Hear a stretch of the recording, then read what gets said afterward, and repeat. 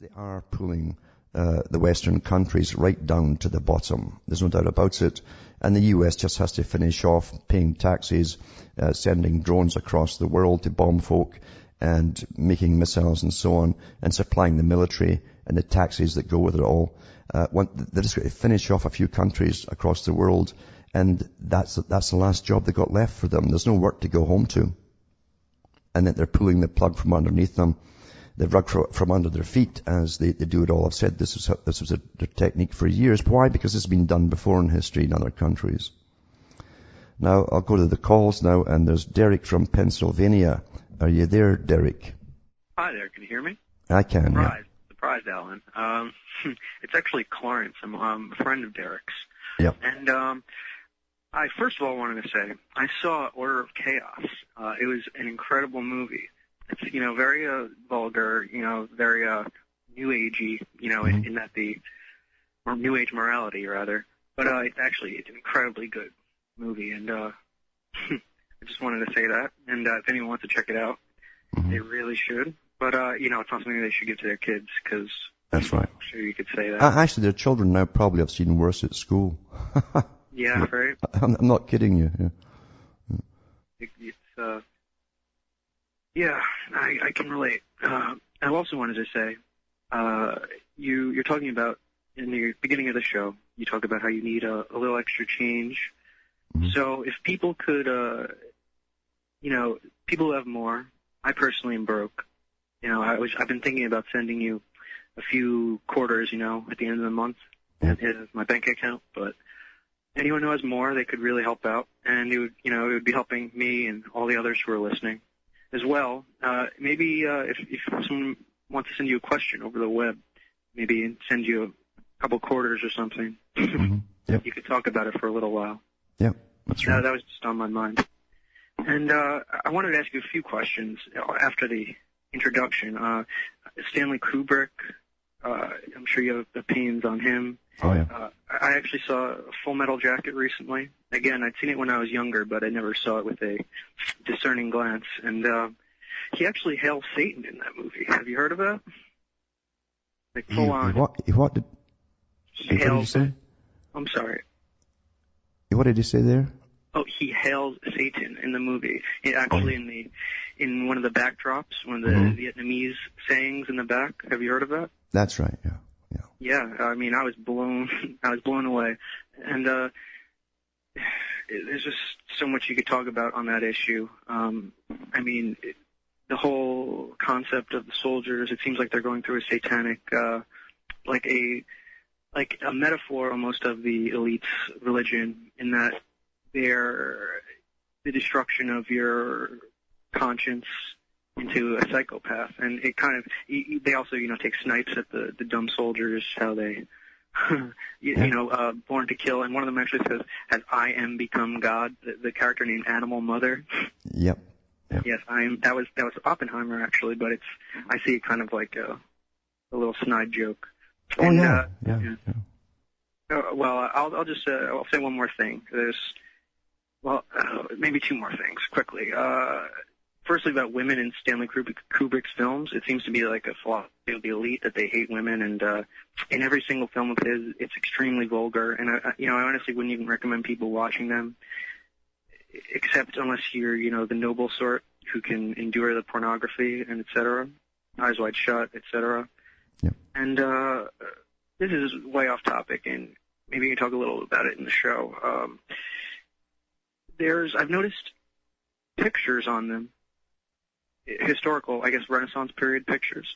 Some of the faces seem like they've been scraped off and replaced with a different face on them. I believe I heard about this reading online a long time ago, and it comes to mind. I would usually research things on my own before asking you, but I remember something about Hermes or something in the Trismegistus or that cult. And I was wondering what the connections are, if you've heard about this group of people. And, it kind of, if what I believe is correct, it seems like part of their religion is, the destruction of beauty. And in that, I've noticed it's always been a beautiful woman's face that they scrape off and put on a less pretty face. So, just talk about that a little if you could. And I appreciate it so much, and just have a good night. Thank you so much. Yeah. And thanks for calling. There's no doubt about it.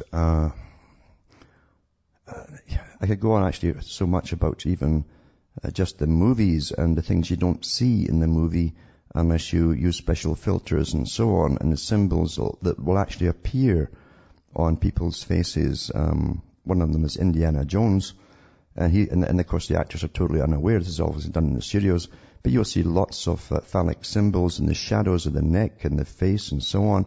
And this works on a subconscious level. And one fellow actually did it, a very good documentary on this, and it showed you what you were seeing. He blew them up and filtered them, and my God, it's very, very incredibly explicit with so much occultic symbology all through it. We're talking about an ancient brotherhood, basically, put it that way, that's existed for thousands of years. And we get the traces down through times. I've mentioned before, you'll get it through the Greek philosophers who all trained in Egypt pretty well, and who all were given the same image of society. It's very much Hinduistic in style, in that it truly believes in a caste system, a natural caste system. And even when you go down through the ages, you'll find the same characters coming out in front to try and to reintroduce their perfect utopia where everyone knows their place. Socialism, of course, was one of the big champions of it and so on. But they do definitely tamper with everything down through the ages, great portraits and everything else, because you got to understand that the great artists, as they're called, were always had patrons. The patrons were always very incredibly wealthy people, members of the high brotherhoods. And basically the artist had to please his master. Technically, artists are prostitutes. It doesn't matter what type of art you're into. If you want to make it big, you have to prostitute yourself according to what your master's demands. And that goes for music as well, by the way. And most are very, very willing to do what they're told. If you go into, say, Leonardo da Vinci, he was given special permission by the Pope to dissect bodies, take them apart, which for anyone else was desecration of a body, and that was a crime, a capital crime. But of course they made an exception for him because he was one of the special chosen.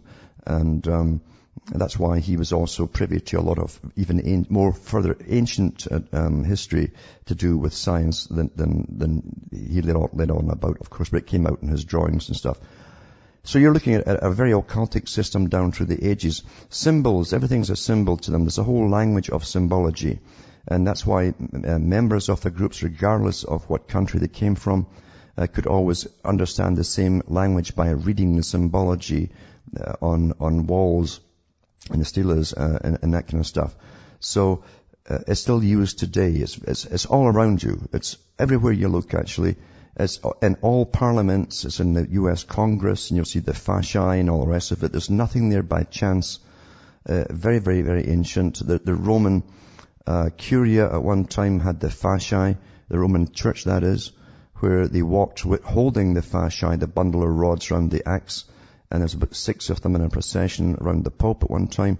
And that at that time was ultimate power. And the symbol, of course, is that if you take one stick out of it, you can break that stick. You tie them together and try to break it over your knee, you'll break your knee. So it was strength, unity through numbers, or strength through numbers into one. We're all one, many are one. But they've used the trick of arts all down through the ages to trick everyone into a sort of forward-looking direction.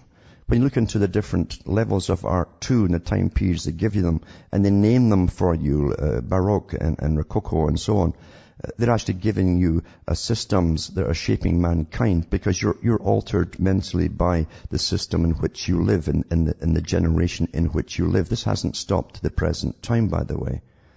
And it's a tremendous effect on the psyche. That is, everything around you has a tremendous effect on the human psyche in ways you don't even know it's happening to you. Today it's into technical stuff. It's almost a sterile environment. It's emotionally sterile, in fact. although you're allowed to stimulate all the basically desires to the ultimate now. But when you stimulate the desires and you take away any beauty from anything around you, you end up with a very cool psychopath or a sociopath.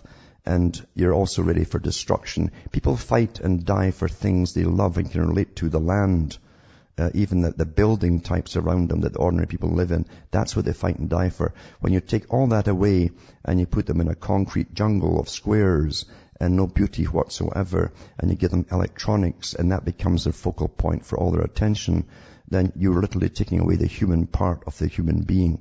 And they're being programmed to think almost like a computer and react like a computer with no emotion or very little emotion. And they cannot relate, in fact, once they've been through the indoctrination system within the school system, they can't relate to even what you're talking about.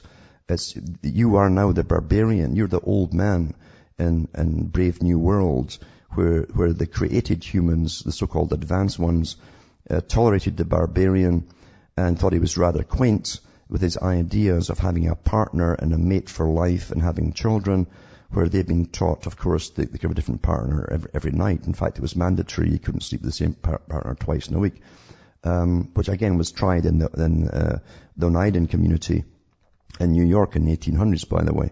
But anyway, you're looking at an ongoing system that understands how your mind works and how you perceive visually, how you perceive auditory, even smells. Everything is catered to, and you don't even know it. People haven't got a clue. They don't know it at all, that they're being shaped by very intelligent people. I'm not talking about computer programmers. They're a dime a dozen. I'm talking about the people way above that on the higher levels of science that also work with, is now called neuroscience and neurolinguistics, and even neurosymbology, because we work more with some symbols than we do with actual words nowadays. So these high artists like Kubrick and so on, and many others, know how to put these things into their movies, and they do degrade women, because women, they say, have one function, and that is to pass on the progeny of superior types. That's really what they believe. In fact, you'll find traces of it in Pike's books for Freemasonry. Freemasonry is a front for another religion, by the way. It's a Gentile front. And they talked about the same thing, that whatever, they would change the world through the female psyche, because the female will adapt to change quicker than males were. Males were far more conservative. The women will try something new if there's mass persuasion. And they said, too, that they would stop using tailor-making the cultural changes for different countries. Like, we'll try this in one country, but the culture is different. He will try that. He said, whatever will work on the female of the one country will work on the female of the other. That's what they'd already found out by the 1800s. So, the end of the family unit was to come. We've got that. That's happened pretty well. We went through the 80s where it was single-parent housing. It was getting built all through most of the Europe's countries by the government, by mandate, because they knew darn well, they already knew, they were absolutely certain that they would not take mates for life, because they'd been conditioned that way. And all entertainment, of course, augments that too, and basically conditions them that life is just one happy string of lovers, one after another, until they get rather old. They feel they've missed out on something, and then they've got psychiatry to take over the big gap in their lives, and lots of pills. All discussed, by the way, back in the 1920s. All of that I've just talked about. Discussed back in the 1920s at very high level think tanks and so on.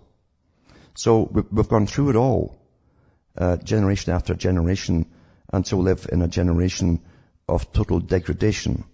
And those who are involved in degradation don't know they're degraded. They quite enjoy it, because when you take a country down towards the end, it's no different than Rome. Anything goes, everything's promoted, satisfy the senses, and you're oblivious to what's happening around you, and you won't stand up collectively to fight for anything which is right, because you don't know what is decent anymore. And these characters, they make it up to the high movie level. Kubrick, of course, knew, as did Clark, that 2001 was to be the kickoff. That's why he wrote 2001, The Space Odyssey. It was to be a kickoff for a brave new world. The next novel was called 2010. That's really when the countries of the world would see the great change. This was a century of change, where they start unifying all the monies and the systems of the world under the United Nations. We're living through an agenda, and it's very occult to those who have not eyes to see or ears to hear. Back with more after this break.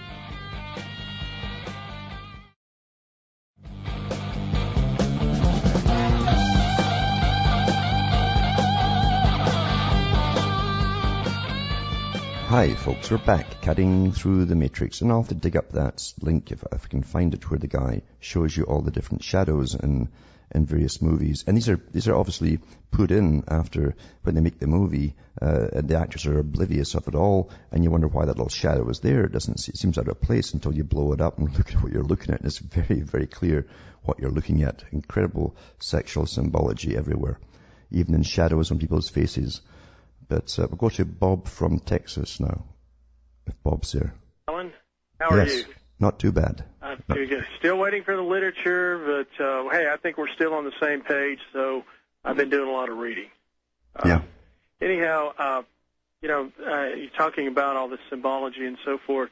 I was going to ask you some other things, but as this went on, I couldn't help but think about the Bin Laden death coinciding with the May Day Eve that the Druids find, ceremonial type thing, and then Hitler, of course, being supposedly killed on the same day, and how they're promoting that, and but it doesn't really matter, because they probably had him frozen for the last 10 years. Exactly. You know what I'm saying? Yeah, I just think it's kind of strange how they would bring it out on this day. It almost seems like, too, that there might be something they're diverting you from. Everything is diversion. Even that story is diversion. Whatever really is happening today will come out maybe in a month's time from the Council on Foreign Relations, to do with some global agreement that was signed that we heard nothing about. That'll be the real story. Right, that everyone was focusing on this and maybe the birth certificate issue and this sort of thing. Yeah. I mean, it's utter. The media are literally a media that can agree globally to censor all radiation news on the same day and implement it on the same day. Why would you trust them about anything? And then, you talking about the rain, like strategic raining. Yep. They have the capability of doing that. They've had that technology for years to seed the clouds and put rain where they want it. It's not like it's anything new. And, so people, and then watching this thing, I just can't believe how people can sit there and see, watch the media with this and just not think anything about it. It's just one lie after another. It is one lie after another. And then, you mentioned about, of course, the big wedding, the big royal wedding, and that's such fanfare. Unbelievable how, there's a patriotic sense here in America for Britain, and seeing little kids. I was in Austin the other day, and I saw little kids wearing the Union Jack T-shirts, and, I mean... Here's the thing with people. See, people really want to worship other people. Yeah, it's a fairy tale thing. It's a fairy tale fantasy, like you say. Everyone. And then I noticed too, and I caught glimpses of it on the news. You can't help but see it. It's all over the place. Of how the princes, these two modern day princes, are much different from Stuffy, Prince Charles, and of course that puts him more down to earth. You know what I'm talking about? Yeah. Kind of appeal to the different culture. Oh, sure. I mean, that's why they start to breed up again, because they were inbred, and it showed in Charles. But then they got Diana in. But you'll find their natures are just the same, by the way. Their natures will be... And by the way, I mean their real natures. I'm not talking about... their natures will show, and their real preferences will show down the road, because it's tradition with them. Okay. Thank you so much, Alan. Thanks for calling. But Hamilton said it too. He said if people really want to worship a king, they've got to worship somebody, but they prefer a human being to worship. And unfortunately, lots of people do. That's what celebrities are all about, you see, and that's why the big boys use them. From Hamish myself from Ontario, Canada, is good night to me. Your God or your gods go with you.